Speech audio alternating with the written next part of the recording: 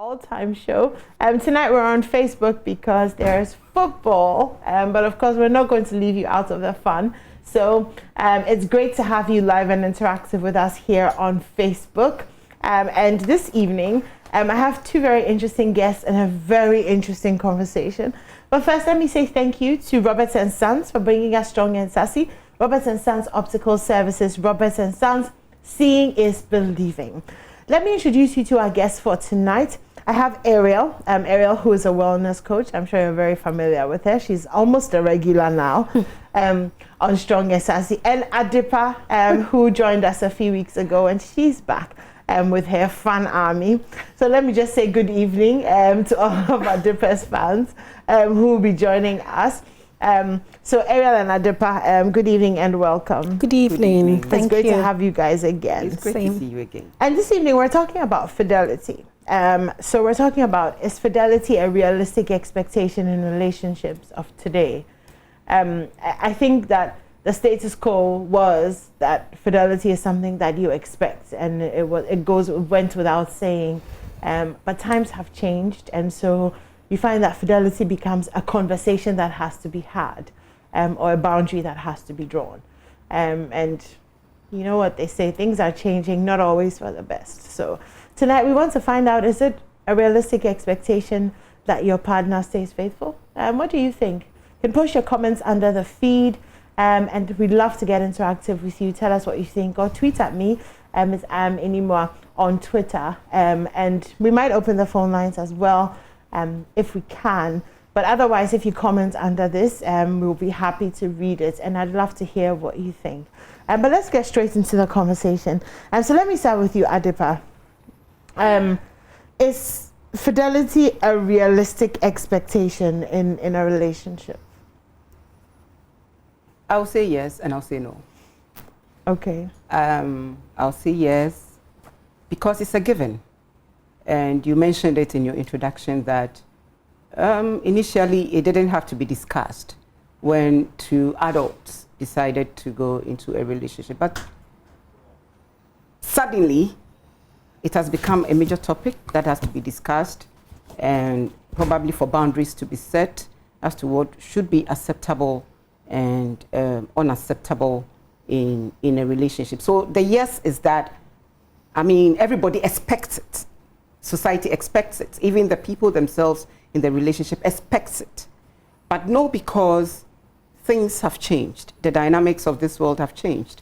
The relationships around the relationship itself. You know, the relationship is one body, and the relationships around that body called the relationship itself has significantly changed. So with that significant change, I can say no. Because then it changes the dynamics of relationships, and it changes how the partners themselves in the relationship relates to themselves and relates to others. And I'll come at this again based on the background of loyalty, because fidelity is all about loyalty. So the loyalty linkages in and out of the relationship determines whether fidelity will be a realistic expectation or probably one of those things that comes and goes in a relationship. So, okay, Ariel, what's your take on it? My take is to be expected because it's very healthy and balanced for you to expect it instead of you trying not to expect it. And so everything you see becomes a suspicion. Because when you are in that I don't trust mood, you are always looking out for something to prove what you are expecting. And that puts you in stress, it puts you in anxiety. You can see things that may not have anything to do with that, infidelity, but because you are not expecting it and you think it shouldn't be expected, he will cheat anyways. He might not be cheating, but because you have set your thoughts like that, you'll be putting yourself at a lot of risk and stress, even though you might not have a firm, evidence or case or something to prove that this thing had been done. And it's eating a lot of people. It has destroyed a lot of relationships because we already come with the mindset that men are not faithful or women are not faithful. And so small things, maybe get a call and go outside and answer for whatever reason starts triggering fear. And so I would say expect it. And when you expect it, let your partner know, I trust you. When you put trust on someone, it actually holds them to be faithful. When you let someone feel, I don't trust you, you are like 50% giving them a chance to cheat anyway, because you don't trust them in the first place. Okay. So I would say expect it until it's broken, until you have the cause to know that this person has now shown to me I can't, put this kind of trust on them for my well-being. So I will stand with expect it. Expect it. Okay. Well, Angela, Adati is also joining us on Zoom. Let me see if we have her. Hello, Angela. Angela, are you there? Okay. Well, hello. I can see her, but we can't hear her yet. So maybe we'll come to her. Okay, we'll come to her in a few minutes when we get that. Adipa, you know, when it comes to fidelity, do you think that it's a women's issue, that perhaps women are the ones who worry more about their partner's fidelity as opposed to men worrying about whether their women are being faithful or not? I would say it's mutual. And once again, I will come at it from the angle that the fact that the men really don't discuss these things doesn't mean they are not looking out for it. They are looking out for it. And the hardest blow you deal your man is by playing the game. You understand what I'm saying? But on the balance of probabilities, the woman expects it more from a man, probably because of the kind of emotions we carry into a relationship. We don't just walk into relationships, but we walk into relationships for safety, for protection, for companionship. And for all that comes with it. So the moment we get into a trusted relationship, we expect to own and to have for ourselves. So it becomes weightier on the woman because she expects more. She expects that, yes, you promised to protect me, so I expect you to protect me. You promised to love me, so I expect you to love me. Well, there are 1 million men out there, but I chose you because you can give me this or that, and I expect you to give me this or that. So that starts creating the boundaries of fidelity naturally because of the natural expectations that a woman would ordinarily walk into a relationship with. Without that, then it becomes easy for the man to step out and for the woman to step out because then there is no bond. Everybody is at free will to do whatever he or she wants. So on the balance of probabilities, a woman would ordinarily expect the fidelity rules to be drawn quite early in a relationship. Whether it go far or not, she creates the boundary right from the start. But the man may be silent, but not quiet, mostly. He's just watching from the fringes, looking at you, observing. They don't really talk much about it because for them, it is a no-no. I mean, society has already defined it that when a woman is in a relationship, she's not permitted, allowed, or whatever to get into another relationship or to have a loyalty, divided. So with that expectation from society, a man would ordinarily think that, oh yes, it can't happen, it shouldn't happen. So they are more on the relaxed mode, in the relaxed mode, on the relaxed seat. But for the woman, she's edgy because there's a competition out there. So it's like, I have to keep on expecting that he becomes loyal to me, he supports me, and he protects me and all that. So yes, on that scale, I'll say a woman expects it more. Expects it. Ariel, what do you think? Women expect it more. And it's because of our biological setting, as Adipa has said. So we are more emotionally attached to relationship and expect certain protection.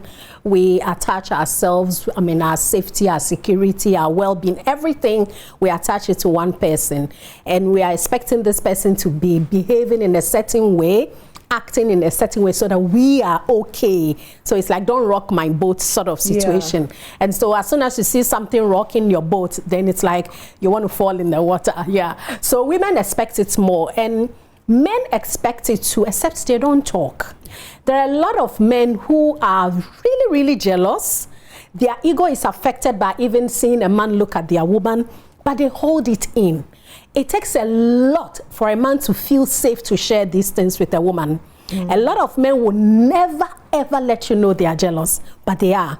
So it's not expressed from the men's side, but it's also something they expect. And I mean, in the corporate world, when women are now working, dressing all sharp, going to work and coming, and I'm going for a meeting, I have a boss, men have their own insecurities when it comes to these things, except because of the responsibility or the cultural expectation that you are the man. They seem to hold it with their pride and their ego. But the woman, being an emotional side, we always will be expecting, where are you? Why are you not home? Are you coming? Where have you been? Who are you with? We ask. But men sometimes, I mean, you go out and they may not even call to let you feel like they are worried, but they are. Yeah. So the women show it more, but the men have a very different way of showing it. When they feel very safe with you, that you won't take them as childish. When they express it, they will express it for you to know. But is it not also because society, and perhaps even Ghanaian society, have almost normalized men cheating? So you expect, and you are even told that, I've heard somebody say that they were told that, your boyfriend is only your boyfriend when he's with you. When he's not with you, dear, whatever he'll do, you don't know. You know, I've heard married women say they've been told, even by their mothers, that Bema, dear, you know, he'll go out, he'll do this, he'll do that, and so you should expect it. I mean, and even in our society, you hear of men who have side chicks, they have this, they have that, and it seems accepted. I don't remember the last time I heard someone berate a man and say, you know, why aren't you loyal? Or you know, or hold them accountable and say you need to be faithful. Yeah. Obviously, apart from the church, which does it sometimes. That's if the pastor himself is being faithful, which is another conversation. But you know what I mean? So society does not exactly set, you know, men up for fidelity. Yeah. It's the exception to the rule if you have a man who is faithful. Yeah. A lot of men feel entitled even when they are not being faithful, because, as you're saying, culturally, society, it's like something all men does. And so sometimes men are doing it not because the marriage is not good, but just to satisfy their ego. So they are just doing it because they are friends. Everybody seems to say, I have a side chick, or I have a girlfriend or something. So sometimes men men are also influenced by peer pressure among their friends and the places they go to have their, self-care, be with friends and relax. So some of the conversations can influence you if you are not very conscious. So people can be unfaithful not because they have problem home, not because their wives are not doing what they have to do, but simply for pleasure or ego satisfaction because they feel they are men. Sometimes when a man's status is changing and he feels I'm earning, I'm achieving, it becomes something that because society makes you feel when you're achieving, you have that space to take on more responsibility. Sometimes men can simply fall into this things when you are unconscious. But when you are conscious, you will actually put yourself on the line and ask yourself, what does it change in my manhood? If I have 2, 3, 4 girlfriends, what does it change? When you start asking yourself these questions, you start answering them and you realize you are just putting yourself at mental health or risk, because the stress, the fear to hide this thing for years, it's something else. We don't want to go into that now. Yeah, I can imagine. Did you want to add something? But are we not socialized to believe that we are a polygamous society? I mean, it comes from our background of our forefathers being polygamous, and you know, our mothers would tell us how our grandmothers endured. You know, I am the daughter of the 6th wife of your grandfather. It's like, so, bakope there, you can manage. Only problem. Don't stop screaming. It's fine. Bakope. They're no cry. I'll be managing. Hey, na me mama toso 6. Me mama not toso 6, but you know. So it comes from our background of polygamy. We are a naturally polygamous society, and that is traditional. That is African. But I'm sure monogamy was introduced by the white man. So I'll always go back to colonization, that we're colonized in all things, including the way we even marry. So probably monogamy was introduced when the white man came. But trust me, its antecedents are still with us. We still have relics of it with us.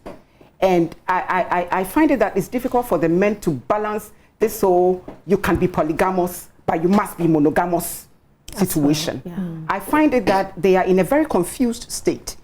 That yes, we permit you to be polygamous, but yet we are enforcing monogamy on you. And it is either through religion or through association. Okay, so those of us who subscribe to Christianity, then the pastor will bang the gavel on you that you must be monogamous. And the moment you bring the woman to me, she's yours forever. Good or bad, stay with her. And because they are naturally, men are naturally not self-service. They don't do self-service, but they can't stand a lot of pressure, unlike us. So when there's little pressure at home, they want comfort, okay? And their naturally polygamous nature would walk them out. So it takes a lot of discipline for the reality of fidelity to be established in the world of a man. For a woman, it comes naturally. I mean, I don't know whether it's because of how God created us or some of our hormones or some of our socialization. I can't just pinpoint where it is. But for us, it's natural. But for the man, I find the modern day man struggling a lot to adopt this monogamous, imposed monogamy, as opposed to the culturally accepted polygamy. And then we, the current day women, are not also doing fine with polygamy. All right? So we are rather also moving away from accepting enforced polygamy into accepting enforced monogamy. And so these issues make it quite difficult to determine whether fidelity should be a reality or it's an ideal that should exist in a current day world. That's what I can add to what Ariel said. The thing about fidelity, though, is that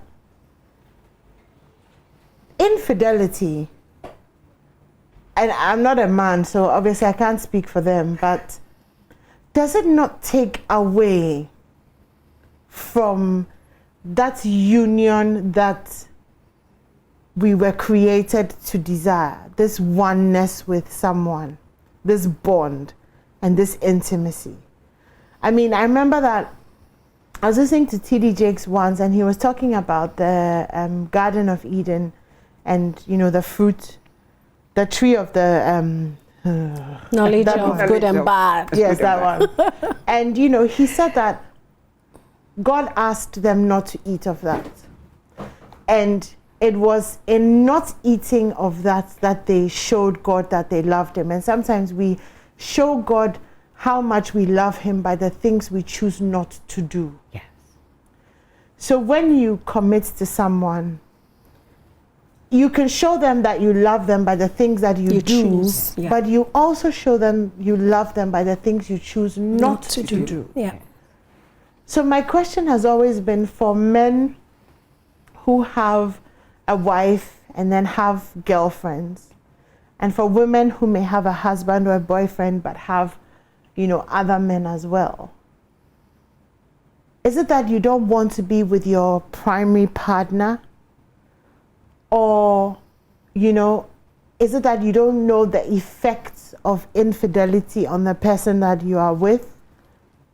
Or is this desire just too strong, or you don't have the discipline? You know, I've always wondered what it is that has... I've never been able to love two people at the same time. So yes, I have cheated on somebody before. But in that moment when I was cheating on the person that I was with, I no longer loved them. So I had checked out emotionally, so it was easy to cheat. And the right thing that I should have done, and it's something that I've always regretted, was to have finished a relationship and then moved on. And I saw what that did to that person. So I've seen how infidelity can destroy a human being. Yeah. So I'm very careful about dabbling in some of these things, because I think that if you don't want to be with someone, don't be with them. Don't destroy them, you know, but just don't be with them. I think the question that I'm asking is, have we become desensitized to the effects of the lies, the stories, and the potential damage and hurts that we do both ways, men to women, women to men, when we step out to share parts of ourselves that really should belong to one person. You know what I mean? I would say that a lot had gone on over the years, and we need to now upgrade the way we handle relationship. Communication is key. So right from the beginning, start asking certain questions and have a clear understanding where your partner stands. Now there are open relationships. Some people don't even tell you, but to them, they are having an open relationship. So if you don't have certain conversations from the beginning, or you don't position yourself with certain boundaries in the relationship, you may be, as I said, expecting the fidelity. Do you watch Red Table Talk? Pardon? Do you watch Red Table Talk? No. Do you watch Red? So Jada Pinkett Smith, Will Smith's wife, has this Red Table Talk program that she does. I'm sure you remember the whole entanglement issue. Yeah. Are you sure? Yes. The two of you there, the way I look at me, I'm not sure that people were following it. No, I heard that. I didn't listen to the whole story, but I heard something came up. Yeah. So last week or last 2 weeks or so, she had her daughter on. And her daughter was talking about polyamory. Okay. Which is apparently a new thing where you are involved in many intimate relationships at a time. At a time, yeah. And everybody's aware. For example, my 5 boyfriends are aware that they are my 5 boyfriends. 5 boyfriends. Wow. And what it does apparently is that it stops you cheating on your 5 boyfriends. Because you have a lot. Because you have more than one and they are aware. This is the direction that the world is going. Crazy. The world seems to be moving in. Crazy. Yeah. I mean, so are we just not sensitive anymore? And Angela has joined us, so I'll come to her in a second. But are we just not sensitive anymore to what it really is, you know, to do something like that? I think we're taking a lot for granted when it comes to our well-being. We are not prioritizing our own well-being and the people we choose to love. Because if you love someone, their mental health, their physical health, their emotional health, it's part of your responsibility. Though they have to protect themselves and take care of themselves. But the choices you make has the way of affecting them. And so if you care about them enough, as you are saying right from the beginning, then these are some of the things we should all, agree on, that we are in a fidelity relationship, not open relationship, or I don't want monogamous, I want this or that. You know, it's very important. If you don't know and it happens before you find out, it's a very distressing situation to find yourself in. And depend on your kind of perspective, your mindset, the way you think, it can destroy you. Yeah. It can. I mean, the negative effects of infidelity is very, very high. Yeah. It can affect you from mental health to physical health to self-esteem to self-confidence, affect your job, affect how you treat people around you. You're going to feel shame, guilt, so many things. So it's important that each of both people in the relationship should admit it is important that I stay fidel. I keep faithful in this relationship. If not, let me advise my partner, I can't do this. Let her make that choice, whether she can stay with this option or not. And that is where, if you are given that opportunity, you should now prioritize your well-being. Can I stay in an open relationship, or can I stay with someone who is choosing to go into polygamy? What mindset, what resilience, what tools, resources do you have to hold yourself well so that you can stay in it? So that becomes your choice. So I think it's something we are taking lightly because we don't care about our own well-being. And that's why we think it's nothing. But even when you choose to do what this, what's the name? Willow. Yeah, the polyamory. The polyamory, yes, 5. It will get somewhere, you will feel uncomfortable. because you don't know when I go to Kwesi or when I go to this, what we are doing, what we are talking about. There will be conflict at some point. I mean, how much of yourself do you have to share with five people? Five people. There'll be conflict at some point. And so, as much as we are doing all this because we are also trying to reduce cheating, there has to be a proper balancing. And I think communication and being very open with truth is very important. If you can't stay polygamous to me, let me know. Yes, monogamous to me, let me know. If I can stay, I'll tell you what I expect. Let me know what's happening. Don't keep anything away from me. So for me, this is how I would have gone about it. But everybody is different. Their resilience and their, perspectives can be very different. So I think we are playing too much with our total well-being. Yeah. Okay. Okay. So Angela is on the line. Hello, Angela. Are you there? Hi, Angela. Okay, but I can't hear her. You can't hear me? Okay, I can hear. Hello, can you hear me? Oh, okay. Hi, Angela. So you posted on Facebook something about infidelity. Do you want to share it with us? Okay, so can you hear me now? Well, yes, I can hear you faintly. Okay, so like I wrote on Facebook, I've been speaking and talking to this guy for almost 4 months now. And we've had lunch twice, so it's not as if I've not met him in person. I've met him twice, and we've had lunch and talked. And he made me understand that he's single. In fact, all the time we talk, he has this thing that he says that, so I knew I was dealing with someone who was single. But unfortunately for me, I've been very busy this past few months, so I've not had the time to actually go visit him or him visit me or anything. So last Friday, he asked me, in fact, he literally begged me to make time and come to his place. Even if it was for 1 hour, he was okay with it. So me seeing that it was Friday night, I said, okay, why not? I went there in the evening. I got there, very nice place. And maybe I should have known that, for a bachelor, you shouldn't be living in such a big place. But I thought, okay, maybe he's just doing very well. So I didn't think much of it. So about 20 minutes or even 30 minutes chilling there, I felt hungry because I hadn't eaten the entire day since I was very, very busy. So the whole day I'd forgotten to eat. And because of the way I was feeling, we decided to just rush and go and eat outside. So I sat in his car and we drove out. So there's this restaurant in his area. I think it's at the junction or something, very close to where he lives.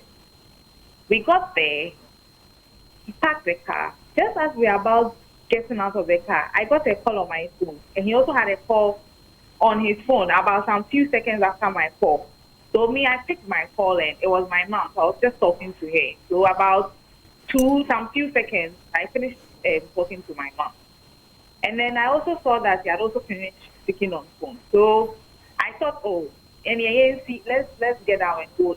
Then he looked at me. His demeanor had changed all of a sudden. He was now very, very serious and said, "My wife is here." So when he said, "My wife is here," I said, which wife? So I thought maybe I didn't hear it. So I said, I'm not your wife here too, because I was thinking that maybe he's saying I'm his wife and I'm here, guys. So I said, but I'm not your wife yet. Then he was not laughing. He was very serious. He said, "No, my wife is here." So something said, look to your right. Not knowing, someone had opened the car door by my side. I looked up, an elderly woman, but this guy is about in his early 30s, probably 32, 33. An elderly woman, that woman looked like late 40s to 50s, with carrying bags as if someone who traveled or something. The woman looked at me like, so with some stern looked at me. And the guy said, my wife is here. I just greeted the woman, Madam, good evening. Took my purse and then just walked out. I just walked fast away from the scene before she would change her mind and decide to hurt me or something. So that's what happened though. So I just came to Facebook to narrate my order because I'm still in shock. Have you spoken to him since that incident? Well, he hasn't called me since the incident, and I don't even want to call him or talk to him or anything because I'm so angry because I feel like he put me at risk because that woman could have done anything to me, and I didn't know. If I knew he had a wife or something, I would at least I won't be angry. I'll even keep quiet. You get it. But I thought he put me at risk, so he hasn't called me yet, and I've not heard from him. I see. Well, how did it make you feel to find out that you were potentially going to be a side chick? I can't hear you. What did you say? I said, how did it make you feel when you found out that you were potentially going to be a side chick? I was in shock. Immediately after the incident, I walked fast.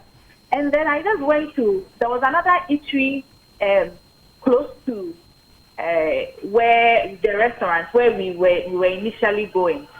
So I just walked, and I was very hungry too. So I just walked fast, just away from the scene, and went to the eatery and then ordered Tiozafi and ate. After that, I decided to think about the whole thing. Ah, wait, you ordered Tiozafi? Yeah, I ate Tiozafi. She's hungry. And in fact, in this condition, she really needs to eat Tiozafi. Wow. After eating the Tiozafi, I said, what just happened? Because I don't know, the whole thing is funny and annoying at the same time. Yeah. I didn't even know what to think. Yeah. In fact, it took me like 2 days to recover from the whole thing because I was just shocked. I've been speaking to the guy for 4 good months. I've met him, we've talked, had lunch twice. All along, this guy has actually been emphasizing on it that he does not have anybody. Do you understand? So that's what happened. It took me like 2 days to recover. I don't lie to you. Wow. Yeah. That's quite a story. Yes. Maybe if I knew, I wouldn't be in so much shock. Yeah. Yeah, you won't. Yeah. You would just... I think the thing about infidelity is when you don't see it coming. Yes. You know, so if you're with a partner who hides it very well, or if you're with a partner who you really trust, you know, and then it just comes at you, you're like, whoa, you know. So I was having a conversation a few weeks ago, and I found out that a lot of women struggle to bring up the fidelity conversation with their partners because when they bring it up, they are being told, you know, you are insecure, you are this, you are that, you know, why do you have to talk about this? Why do you have to talk about that? So lots of women are beginning to shy away from the conversation and demanding certain standards and boundaries. Is that, do you think, a strategy that's been adopted by some men to kind of bring in a certain culture of silence so that there are some things that you just cannot talk to them about? It's a yes. For me, for a man to do that is deliberate. Then the man is up to some mischief. Okay, because Ariel has said it time and again, that open communication. So if you are in a trusting relationship, we talk about everything. I mean, if you are crushing on that woman, tell me you are crushing on her. It's like, yeah, when I see her, I can't stand, though. My knees go weak. Tell me about it. We will know how to deal with it together. We may laugh about it until it becomes normal. You know, so one day I'll say, oh, girl, and then we just laugh about it. Or, oh, yeah, oh, boy, no, we laugh about it. And it becomes normal. But the moment we start hiding our emotions from each other, and then the man goes like, hey, what is that? Yeah, can be crying, bisa, and you be say cussing. You know, so it comes to a time you feel like you are a nag. And the worst you can be in your home or in a trusting relationship is to nag. So you go like, well, I don't want to be seen as a nag, so let me withdraw. The moment you do that, you've put yourself at risk. You have automatically silenced yourself. You have no voice again. The next time you raise your voice or you talk about the fidelity issue, you'll be seen as something else, like a monster. Like you just appeared from Mars. You have just dropped to earth. You don't know what is happening. So for me, I will advise my fellow ladies that don't put your voice, don't silence your own voice. Don't put your voice in the backdrop. I mean, it's a friendship. I always say a relationship is a friendship. It starts with a friendship. Nobody ever marries his enemy. I haven't heard that, except of course you have some revenge against his great-great-grandmother. Yeah. But otherwise, everybody marries a friend. Yeah. Or everybody goes into a relationship with somebody he or she feels comfortable with. Yes, you like the person. And that is why you are in a relationship with the person. So start as friends, talk about it. It's all about talking. Until you talk, I don't know what you are thinking. Until you say it, I can't be God. I can't play God in any relationship. Yeah. Nobody can play God in a relationship unless you talk. So when you talk, then we will know that there is a problem or there is something. And then I always say that we should try to create the ambience for safety in a relationship. Most men don't feel safe. And most women don't feel safe. I mean, let's be honest with ourselves. Most men don't feel safe. Okay, it is not because the women are particularly cheating or they are out of the marriage, but because when he closes from work, it takes him 2 hours to think about how he will go home. Because the kind of attitude he will go and meet, and the kind of woman, Mama Marijata, sitting in that chair waiting for him, scares him so much that he will go and watch Chelsea match, Man U match, whatever. He will even watch Kotoko before he comes home. You know, it all to while away the time. It is in those periods that third people are introduced. And may I just add that it can be anybody, it can be even a male friendship that overgrows. Okay, so it may not really be a sodomy relationship, but he's so much into the boys that, I mean, you become a second. And that is a kind of infidelity. Or every time he closes, or every time he gets the opportunity, I'm going to see mom, I'm going to my sister, or I'm going, you know. So the loyalty is broken. So it is not particularly with a third person, like a side chick, or a girlfriend, or a boyfriend. But you create, sometimes it's work. I mean, you break the loyalty at home, and your infidelity is towards work. So the person falls in love with work. Yeah. So that he avoids you, and then doesn't have to get into trouble with you when he comes home. So it's all about us trying to create the relationship that makes us grow. I always say that a relationship needs air. Every living organism needs air to grow. So the more you stifle the relationship with issues and this and knocks and all, the relationship will automatically die. And when it's dying, you don't see. That's the unfortunate thing. Then one day you wake up and there's a third woman in your bed. And now you are going crazy. Your mental health has been compromised.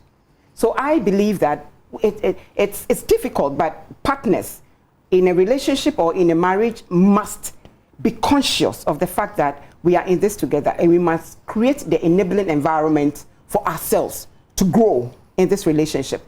Otherwise, as I've already said, fidelity becomes an ideal. You can never achieve it. Yes. Well, thank you very much for that. Ariel, we have about 5 minutes, so do you want to address, some of the issues? Anytime there's infidelity, there's a cause. Sometimes it's not because of the marriage, but sometimes men are trying to avoid conflict. There's no healthy balance home, like Adipa is sharing. There's so much tension in the house, and relationship is unsatisfying because friendship is dialed out. We are not caring for the relationship and the intimacy itself. The marriage or the relationship all becomes about things that when you get home, it's about the school fees, it's about this. So we forget the friendship that brings us together. And that is when there's that likelihood of the man trying to avoid all these issues and so staying out, watching football. And there are types of infidelity, objects. Somebody can just like objects, and that would be what they are being unfaithful with, because their passion and intimacy is attached to objects. It can be sexual affair, it can be emotional affair, or it can be cyber. Being online and doing things online and not even meeting people to have sex with them. So it is important that we remember what brought us together first. That friendship is very, very important.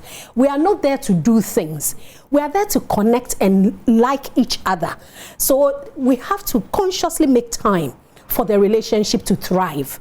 There will be problems home, there will be needs, there will be financial issues, but that is different from the relationship.